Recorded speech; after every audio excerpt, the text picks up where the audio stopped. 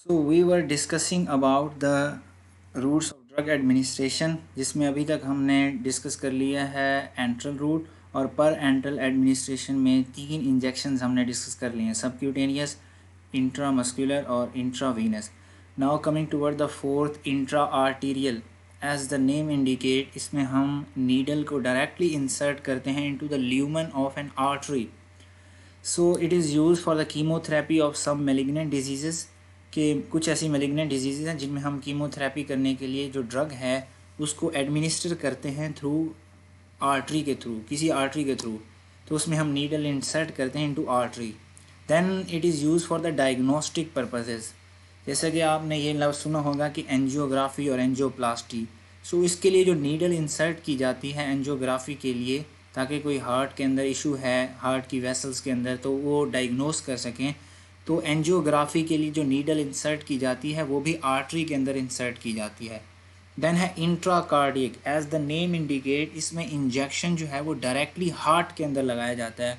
For example, जैसा कि आपने ये मूवीज़ वगैरह में भी देखा होगा कि, या टीवी वगैरह पे कहीं ये वीडियो वगैरह में देखा होगा कि अक्सर वो हार्ट किसी का बंद हो जाता है अचानक से, तो वो इंजेक्शन डायरेक्टली उसके हार्ट पर मारते हैं ज़ोर से।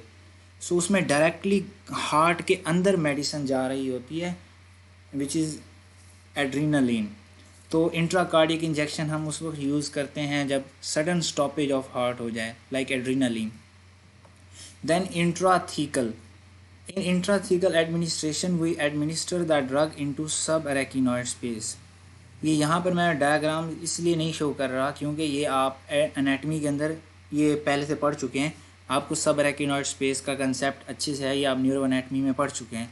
सो हम सब अरेकिनॉइड स्पेस के अंदर ड्रग को एडमिनिस्टर करते हैं।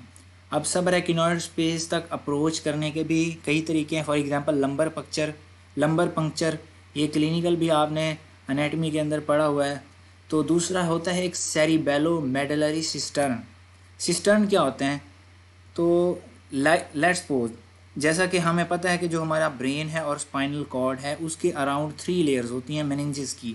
सबसे इनर वाली पाया मैटर, फिर अरेकिनॉइड मैटर और फिर dura matter. As the name indicate, सब अरेकिनॉइड स्पेस से ये वो स्पेस होगी जो अरेकिनॉइड मैटर के अंदर है। सब मीन्स वैसे तो नीचे होता है, तो हम उसको अंडर कह लें।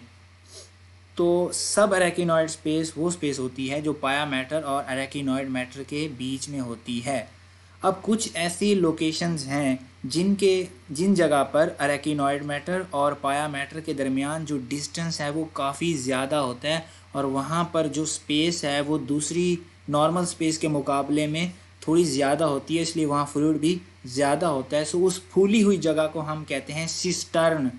तो सेरिबेलो मेडलरी सिस्टर्न, अगर आप अपना एनाटमी का कंसेप्ट यूज़ करें और जहन में वो स्केच लेकर आएँ, तो हमें पता है कि ब्रेन स्टेम 3 चीज़ों पर मुश्तमिल होता है, मिड ब्रेन, पोन्स, मेडल्ला, इनके पीछे सेरिबेलम होता है।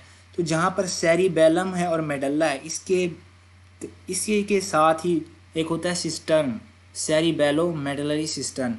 तो उस सब अरेकिनॉइड स्पेस को अप्रोच करने के लिए हम सब अरेकिनॉइड सेरिबेलो मेडलरी सिस्टर्न को भी यूज़ करते हैं और लंबर पंक्चर को भी यूज़ करते हैं। So this injection is called as intrathecal injection. ये कब यूज़ होता है? ये उस वक्त यूज़ होता है जब रीजनल एनेस्थीसिया, किसी भी लोकल एनेस्थीसिया जिसे हम कहते हैं, जब आप वार्ड्स में जाएंगे तो ये टर्म्स जो हैं ये बड़ी यूज़ होती हैं। जनरल एनेस्थीसिया में पूरी बॉडी का एनेस्थीसिया होता है। रीजनल एनेस्थीसिया जिसमें जो लोकल किसी पॉइंट का एनेस्थीसिया होता है। फॉर एग्जांपल, आप डेंटिस्ट के पास जाते हैं और वो आपके ये दांतों पर कोई भी काम करने से पहले इंजेक्शन लगाते हैं फॉर एग्जांपल आपको, तो उस जगह पर आपको पेन फील नहीं होता, लेकिन बाकी आपको हर जगह पर पेन फील हो सकता है। So this is an example of regional anaesthesia, local anaesthesia. So regional anaesthesia के लिए हम इंट्राथीकल इंजेक्शन यूज़ करते हैं। Then in certain cases, normally नहीं, नॉर्मली इंट्राथीकल इंजेक्शन जो है वो रीजनल एनेस्थीसिया के लिए ही यूज़ होता है, लेकिन कुछ केसेस में it can also be use to administer drug in the proximity of brain. यानी किसी भी ब्रेन के पार्ट के करीब हम ड्रग को पहुंचाना चाहते हैं, तो हम उसके लिए, लेट्स सपोज एक बंदे को डिजीज़ है ट्यूबरकुलर मेनिंजाइटिस, तो हम मेनिंजेस वाली जगह पर करीब उसके कोई ड्रग पहुंचाना चाहते हैं। सो उसका बेस्ट वे ये है कि आप सब अरेकिनॉइड स्पेस के अंदर उस ड्रग को एडमिनिस्टर कर दें, क्योंकि सब अरेकिनॉइड स्पेस साथ ही मेनिंजेस है, मेनिंजेस के बीच में ही तो ये स्पेस होती है। So to administer the drug in proximity of brain we use intrathecal injections. For example, streptomycin in tubercular meningitis. जो पार्ट 1 वाली वीडियो थी उसमें मैंने आपको बताया था कि स्ट्रेप्टोमाइसिन, अगर आप उसको रिकॉल करें तो स्ट्रेप्टोमाइसिन एक ऐसी ड्रग है जिसकी फिजिकल और केमिकल प्रॉपर्टीज़ ऐसी हैं कि जब हम उनको ओरल रूट के थ्रू देते हैं तो ये एब्जॉर्ब ही नहीं होती। जितनी की जितनी आप देंगे सारी की सारी लॉस हो जाएगी, 0% एब्जॉर्प्शन है। इसलिए हमने वहाँ कहा था कि ओरल रूट उसके लिए सूटेबल नहीं है। तो यहाँ देखें ये एक उसका अल्टरनेटिव रूट आ गया, इंट्राथीकल इंजेक्शन, और ये हम यूज़ करते हैं ट्यूबरकुलर मेनिंजाइटिस में। The next one is injection into the bone marrow. इसमें एक वाइड बोन मैरो नीडल होती है जो हम बोन मैरो कैविटी के अंदर डायरेक्टली इंजेक्ट करते हैं, और इनके वही सेम इफ़ेक्ट मिलते हैं जो कि इंट्रावीनस के हैं। अगर मैं पीछे स्लाइड करके आपको इंट्रावीनस के दिखाऊं तो देखिए रैपिड रिजल्ट्स हमें मिल जाते हैं इमरजेंसी में, तो इसी तरह बोन मैरो में भी ये मिलेंगे। रिस्टोरेशन और इरिटेटिंग ड्रग्स भी उससे दी जा सकती हैं। सो इंट्रावीनस और injection into bone marrow has same effect. तो हम फिर बोन मैरो वाला इंजेक्शन क्यों यूज़ करते हैं, हम इंट्रावीनस के थ्रू क्यों नहीं दे सकते? तो ये उस वक्त यूज़ होता है जब इंट्रावीनस रूट के थ्रू ड्रग एडमिनिस्ट्रेशन पॉसिबल ना हो। कोई भी ऐसी कंडीशन हो सकती है जिसकी वजह से पॉसिबल नहीं रहा कि हम इंट्रावीनस रूट के थ्रू वो ड्रग एडमिनिस्टर करें, तो हम वही ड्रग सेम इफ़ेक्ट अचीव करने के लिए बोन मैरो के थ्रू उसको देते हैं। जो हमारा अडल्ट है उनके अंदर यूजुअली स्टर्नम प्रेफर की जाती है और चाइल्ड्स के अंदर टिबिया प्रेफर की जाती है, जो कि लेग की बोन है मीडियल साइड की, और स्टर्नम चेस्ट बोन है। अडल्ट के अंदर स्टर्नम और चाइल्ड्स के अंदर टिबिया प्रेफर की जाती है। ये यूज़ किस लिए होता है? It is use for diagnostic purposes. हमें पता है बोन मैरो के अंदर जो हमारे पास हैं हीमेटोपोइटिक स्टेम सेल्स होते हैं जो कि ब्लड की फॉर्मेशन करवाते हैं। सो लिहाजा कोई भी ऐसा हेमाटोलॉजिकल डिसऑर्डर हो which is related to blood, so उसकी डायग्नोसिस के लिए हम इसको यूज़ कर सकते हैं, इस रूट को। देन समटाइम्स ब्लड ट्रांसफ्यूजन भी इस रूट के थ्रू की जाती है। ये याद करने वाली चीज़ें हैं, ये आप याद कर लीजिएगा इसको। देन है इंट्रा प्लूरल।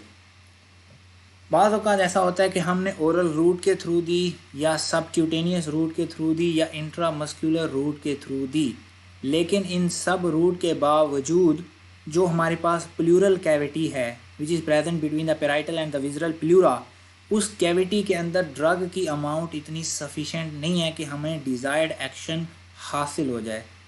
हमने ओरल रूट भी ट्राई किया, इंट्रामस्कुलर रूट भी ट्राई किया, सबक्यूटेनियस रूट भी ट्राई किया, लेकिन प्लूरल कैविटी के अंदर सफिशेंट अमाउंट में ड्रग नहीं ले पा रहे।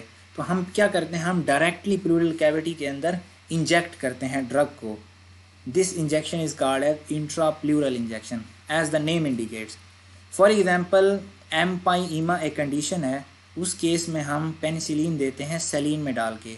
सो penicillin in saline in case of empyema by intrapleural administration. Then intraperitoneal, कुछ ऐसी कंडीशंस होती हैं जिनके अंदर पेरिटोनियल कैविटी इन्वॉल्व होती है, लिहाजा उन केसेस में हम इंट्रापेरिटोनियल रूट के थ्रू ड्रग एडमिनिस्टर करते हैं। और फिर हमारे पास डायलिसिस की भी दो टाइप्स होती हैं, एक पेरिटोनियल डायलिसिस होती है, एक हीमोडायलिसिस होती है। तो पेरिटोनियल डायलिसिस के केस में भी हम फ्लूइड जो है वो पेरिटोनियल कैविटी के अंदर ही एडमिनिस्टर करते हैं ना, तो वो भी इस रूट के थ्रू करते हैं, और this injection is called as intraperitoneal injection. तो ये छोटी छोटी इनके बारे में डिटेल थी, ये आपने याद रखनी है थोड़ी थोड़ी, लेकिन मेजर जो डिटेल आपने याद रखनी है वो सबक्यूटेनियस, इंट्रामस्कुलर और इंट्रावीनस वाली है। बाकी इनमें दो दो तीन तीन लाइनें हैं, ये आपने याद कर लेनी है। इंट्रापेरिटोनियल में कुछ ऐसी कंडीशंस होती हैं जिनमें पेरिटोनियल कैविटी इन्वॉल्व होती है, उन डिजीज़ में हम इस रूट के थ्रू देते हैं। देन हमारे पास पेरिटोनियल डायलिसिस के लिए भी ये रूट अडॉप्ट किया जाता है।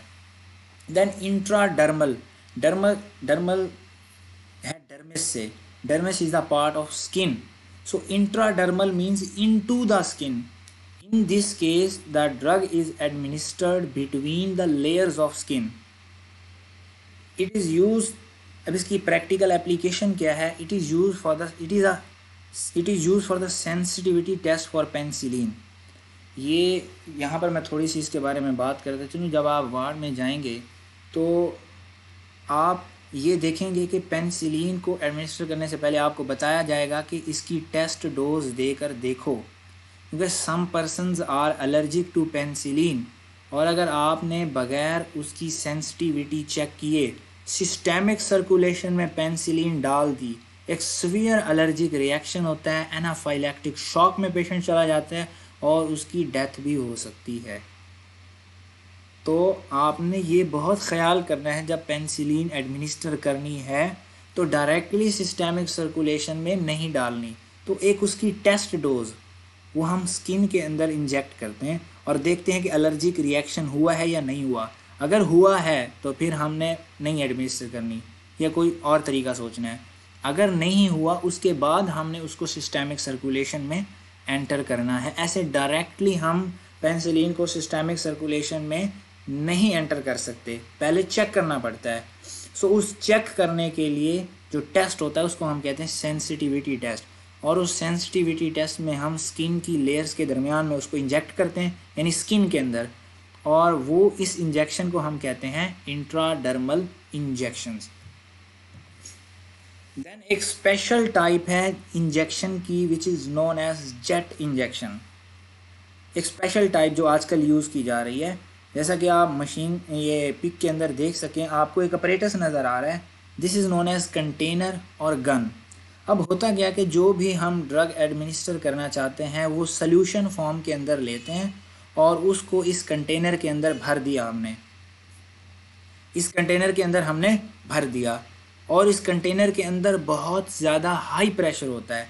लिहाजा जो हमने ड्रग इस कंटेनर के अंदर भरी है सॉल्यूशन की फॉर्म में, वो it is under high pressure. तो अब होता क्या है कि ये नीचे आपको नज़र आ रही होगी इसकी नीडल. इस नीडल को हम प्रेस करते हैं अगेंस्ट द स्किन, यानी इसको हम स्किन पर रखेंगे. उसके बाद हम इसका ट्रिगर दबाते हैं. जैसे ही ट्रिगर दबाते हैं तो हमें पता है कि इस मशीन के अंदर जो फ्लूइड है it is under high pressure. तो वो बड़े प्रेशर के साथ उसकी नीडल से फ्लूइड निकलता है विच पेनिट्रेट्स द स्किन और डीपर टिश्यूज़ को ऐसे पेनिट्रेट करता हुआ अंदर चला जाता है. और वो कितना डीपली पेनिट्रेट करेगा ये इस बात पे डिपेंड करता है कि उस टैंक के अंदर, उस कंटेनर के अंदर फ्लूइड का प्रेशर कितना ज़्यादा है. अगर प्रेशर ज़्यादा है तो ज़्यादा होगा, ज़्यादा पेनिट्रेट करेगा. अगर प्रेशर कम है तो ज़्यादा डीपली पेनिट्रेट नहीं कर सकेगा. सो ये आजकल ये टेक्निक भी यूज़ की जा रही है. कंटेनर में भरा जाता है हाई प्रेशर में और फिर ट्रिगर दबाकर बड़े प्रेशर के साथ फ्लूइड वहाँ से निकलता है और चूँकि नीडल हमने स्किन के साथ लगाई हुई है तो उसको पेनिट्रेट करता हुआ अंदर चला जाता है. अब इसका बेनिफिट क्या है? जैसा कि आप देख रहे हैं कि इसमें हमें प्रिक नहीं करना पड़ रहा, पंक्चर नहीं करनी पड़ रही स्किन. तो लिहाजा ये कुछ लोगों को जो डर होता है कि हमें पेन होगा इससे, तो पेन का जो डर है और पेन है वो इससे बच जाते हैं. इस केस में पेन नहीं होता, लेकिन इस मशीन को यूज़ करने के लिए भी टेक्निक चाहिए होती है. लिहाजा ये उसका डिसएडवांटेज है कि अगर आपके पास टेक्निक है तभी आप इसको यूज़ कर सकते हैं, ऐसे नॉर्मली यूज़ नहीं कर सकते. और अगर आप बगैर टेक्निक के यूज़ करें तो समटाइम्स कट लग जाते हैं और उससे ब्लीडिंग भी हो सकती है. तो ये एक स्पेशल टाइप ऑफ इंजेक्शन है जिसको हम कहते हैं जेट इंजेक्शन. सो यहाँ तक हमारे 2 रूट्स कंप्लीट हो गए. एंट्रल रूट भी ख़त्म हो गया, पर एंट्रल रूट भी ख़त्म हो गया. Now coming towards the third which is known as inhalation. As the name indicate, इनमें हम मेडिसिन को इनहेल करते हैं. फॉर एग्जाम्पल जो वोलेटाइल लिक्विड्स हैं, वोलेटाइल लिक्विड्स का आपको पता होगा कि जो जिनके वेपर्स बन जाते हैं, तो वो volatile liquids for example ether and halothane and gases for example nitrous oxide, इनको हम इनहेल करते हैं. तो ये किस लिए यूज़ होते हैं? They are use for general anaesthesia. ये भी आपने मूवीज़ वगैरह में देखा होगा कि हॉस्पिटल का कोई ऐसा सीन हो तो वो एक ऑक्सीजन मास्क जो होता है उस टाइप का वो उसके ऐसे नाक पर रखते हैं, थोड़ी देर बाद वो बेचारा बेहोश. तो होता क्या है? तो वही जो वोलेटाइल लिक्विड्स होते हैं फॉर एग्जांपल ईथर, हैलोथेन, और जो गैसेस होती हैं नाइट्रस ऑक्साइड, वो इन्हेलेशन के थ्रू अंदर जाती हैं और वो जनरल एनेस्थीसिया काज करवाती हैं। सही हो गया।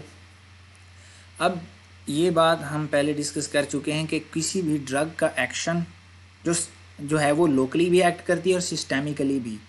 तो जब जनरल एनेस्थीसिया आपने देना है तो इट मीन्स पूरी बॉडी तक वो ड्रग पहुंचनी चाहिए, उसके लिए उसे सिस्टेमिक सर्कुलेशन में आना चाहिए।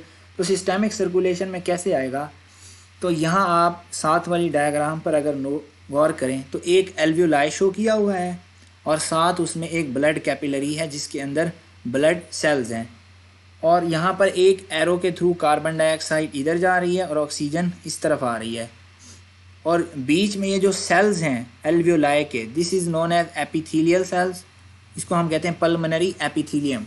तो जो हम इन्हेलेशन के थ्रू ड्रग्स दे रहे हैं वो अगर वो वोलेटाइल लिक्विड जो हैं या गैसेस जो हम इन्हेलेशन के थ्रू दे रहे हैं तो वो इस पल्मोनरी एपिथेलियम से एब्जॉर्ब होके सिस्टेमिक सर्कुलेशन में आते हैं। ठीक हो गया। और then it is the fastest route of drug administration. अगर हम जितने भी रूट ड्रग एडमिनिस्ट्रेशन के डिस्कस किए हैं, जो फास्टेस्ट रूट है यानी जिससे एब्जॉर्प्शन बहुत जल्दी होती है वो है इन्हेलेशन। अगर आप यहाँ पे एक क्वेश्चन अराइज हो सकता है कि भाई इंट्रावीनस में तो हम सिस्टेमिक सर्कुलेशन में डाल रहे हैं, जबकि यहाँ तो उसे एब्जॉर्ब होकर सिस्टेमिक सर्कुलेशन में आना पड़ेगा, तो इंट्रावीनस एडमिनिस्ट्रेशन नहीं होनी चाहिए फास्टेस्ट रूट। तो answer is no, intravenous administration is not the fastest route of drug absorption. Because absorption क्या होती है, एब्जॉर्प्शन फार्माकोलॉजी में हम एब्जॉर्प्शन की डेफिनेशन ये करते हैं कि route site of drug administration से सिस्टेमिक सर्कुलेशन में जो ड्रग की एंट्री है इसको हम कहते हैं एब्जॉर्प्शन। अब इंट्रावीनस एडमिनिस्ट्रेशन के केस में आप मेडिसिन को डायरेक्टली सिस्टेमिक सर्कुलेशन में डाल रहे हैं, तो उस केस में एब्जॉर्प्शन हो ही नहीं रही, क्योंकि सिस्टेमिक एब्जॉर्प्शन क्या होती है कि कोई भी साइट है ड्रग एडमिनिस्ट्रेशन की वहाँ से लेके सिस्टेमिक सर्कुलेशन में आना। फॉर एग्जांपल जैसे यहाँ एल्वियोलाई हैं, सो एल्वियोलाई से लेके सिस्टेमिक सर्कुलेशन में जो ड्रग की एंट्री है इसको हम कहेंगे एब्जॉर्प्शन। लेकिन इंट्रावीनस के केस में आप डायरेक्टली सिस्टेमिक सर्कुलेशन में डाल रहे हैं तो उसमें एब्जॉर्प्शन 0% है, एब्जॉर्प्शन है ही नहीं। तो इसीलिए जो फास्टेस्ट रूट है ड्रग एब्जॉर्प्शन का वो इन्हेलेशन है, वो इंट्रावीनस एडमिनिस्ट्रेशन नहीं है। सो ये तो हो गया वोलेटाइल लिक्विड्स और गैसेस का केस। लेकिन कुछ ऐसी ड्रग्स हैं जो वोलेटाइल भी नहीं हैं लेकिन फिर भी हम उसको इन्हेलेशन के थ्रू देते हैं। तो कैसे करते हैं कि उन ड्रग्स के हम छोटे छोटे फाइन पार्टिकल्स बनाते हैं लेकिन वो वोलेटाइल नहीं होते, तो फिर हम उन पार्टिकल्स से नेबुलाइज़र बनाते हैं और एरोसोल्स बनाते हैं। नेबुलाइजर्स क्या होते हैं, एरोसोल्स क्या होते हैं, मैं आपको बताता हूँ। नेबुलाइजर्स में क्या करते हैं कि जो हमने फाइन पार्टिकल्स बनाए हैं जो नॉन वोलेटाइल हैं, they are suspended in water. अब वो वाटर के अंदर सस्पेंडेड हो गए, वाटर जो है वो उनके वेपर्स की फॉर्म में उनको हम इनहेल करते हैं। तो जब वाटर को वेपर्स की फॉर्म में इनहेल करते हैं तो वो पार्टिकल भी चूँकि वाटर के अंदर सस्पेंडेड है इसलिए वो भी इनहेलेशन के थ्रू अंदर चले जाते हैं। These are used for nose, throat and lungs। ये आपको याद करने वाली बात है, इसमें कोई कंसेप्ट नहीं है, रट्टा मारना है कि they are use for nose, throat and lungs.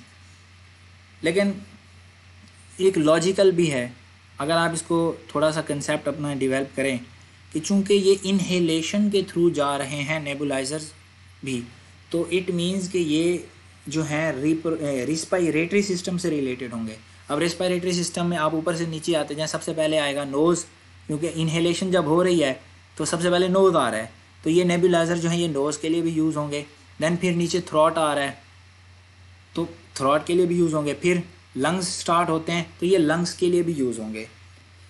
They act locally और सिस्टेमिकली। लोकली का मतलब ये है कि हमने इनहेल किया, जिस जगह पर ये कॉन्टैक्ट में आए उधर ही एक्ट कर दिया। फॉर एग्ज़ाम्पल हमने इनहेल किया, ये लंग्स के साथ कांटेक्ट में आए और लंग्स पर ही इफ़ेक्ट किया। लेकिन ऐसा भी हो सकता है कि ये एब्जॉर्ब होकर ब्लड के अंदर आ जाएं और फिर वहाँ से पूरी बॉडी में एक्ट करें। सो नेबुलाइजर्स जो हैं इनके अंदर क्या होता है कि वो जो फाइन पार्टिकल हमने बनाए हैं they are suspended in water and they are used for nose, throat and lungs. They can act locally or systemically. Then aerosols क्या होते हैं? इसमें कोई और डिफरेंस नहीं है कि उसमें जो फाइन पार्टिकल्स थे वो वाटर के अंदर सस्पेंडेड थे, इसके अंदर जो फाइन पार्टिकल्स हैं एरोसोल्स में वो गैस के अंदर सस्पेंडेड हैं और उसको भी हम इनहेलेशन के थ्रू इंजेक्ट करते हैं. Then steam is also used as a carrier of drugs. So ये पॉइंट आपने याद रखना है कि steam is also used as a carrier of drugs. So last जो हमारा है topical application. As the name indicate कि एक्सटर्नल सरफेस स्किन या इंटरनल ऑर्गन्स की म्यूकोजल सरफेस पर जब हम ड्रग्स की एप्लीकेशन करते हैं, अप्लाई करते हैं, फॉर एग्जांपल जैसे क्रीम है हमने स्किन पर लगा दी या एक्सटर्नल सरफेस पर किसी पर लगा दी, या इंटरनल ऑर्गन्स हैं, ऑर्गन्स इंटरनल हैं, वो मैं आगे आपको एग्जांपल से क्लियर करूँगा कि इंटरनल ऑर्गन्स पे हम कैसे टॉपिकल एप्लीकेशन करते हैं. मतलब वो ऑर्गन्स तो अंदर हैं तो हम ऑपरेशन करके थोड़ी लगाएंगे, तो वो कौन कौन से हैं वो हम आगे देखेंगे कि इंटरनल ऑर्गन्स पर भी की जो म्यूकोजल सरफेस है उस पर भी जब हम ड्रग को अप्लाई करते हैं तो ये भी टॉपिकल एप्लीकेशन में आता है. तो सबसे पहले हम देखते हैं स्किन पर हम अप्लाई करते हैं दो मेथड से, एक है एन एपिडर्मिक और एक है एपिडर्मिक. एन एपिडर्मिक क्या है कि एन एपिडर्मिक के केस में हम ड्रग्स जो है वो स्किन पर अप्लाई कर देते हैं, लेकिन ना हम उसको मसाज करते हैं, ना रब करते हैं, ना ही कोई फ्रिक्शन देते हैं, जस्ट मेडिसिन लगा देते हैं. टॉपिकल एप्लीकेशन उसकी ये हो गई. लेकिन एपिडर्मिक के केस में क्या होता है कि हम जो हमारी ड्रग है वो हम स्किन पर लगाते हैं और साथ में उसको एक्टिवली रब करते हैं. क्यों?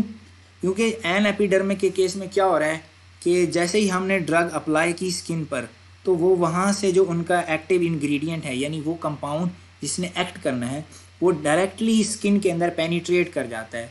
लेकिन एपिडर्मिक के केस में वो स्किन के अंदर पेनिट्रेट नहीं करता, लिहाजा हमें उसे रब करके एक्टिवली रब करके अंदर पेनिट्रेट करने में हेल्प करनी होती है. सो कुछ ऐसी ड्रग्स हैं टॉपिकल एप्लीकेशन की जो वैसे ही पेनिट्रेट कर जाती हैं, उनको रबिंग की ज़रूरत नहीं होती, लिहाजा उस मेथड को हम कहते हैं एन एपिडर्मिक. वो कौन कौन सी हैं? क्रीम्स हैं, कुछ ऑइंटमेंट्स हैं और प्लास्टर्स हैं. ये हम अप्लाई करते हैं एन एपिडर्मिक मेथड के थ्रू क्योंकि इनके एक्टिव इंग्रेडिएंट्स को स्किन में पेनिट्रेट करने के लिए फ्रिक्शन या मसाज या रबिंग की ज़रूरत नहीं होती. लेकिन कॉड लीवर ऑयल है या ऑलिव ऑयल मसाज है, इनके इंग्रेडिएंट्स को स्किन में पेनिट्रेट करने के लिए रबिंग की ज़रूरत होती है, मसाज की ज़रूरत होती है, लिहाजा इनकी एप्लीकेशन का जो मेथड है वो एपिडर्मिक मेथड है. ये क्लियर हो गया टॉपिकल एप्लीकेशन में. देन हमारे पास है इंस्टिलेशन. अब इंस्टिलेशन में के केस में क्या होता है कि जो लिक्विड ड्रग्स हैं they are poured into the body cavities with dropper. कि जो हमारी ड्रग है वो लिक्विड की फॉर्म में है और हमने ड्रॉपर की मदद से उसको बॉडी कैविटीज़ के अंदर डालना है.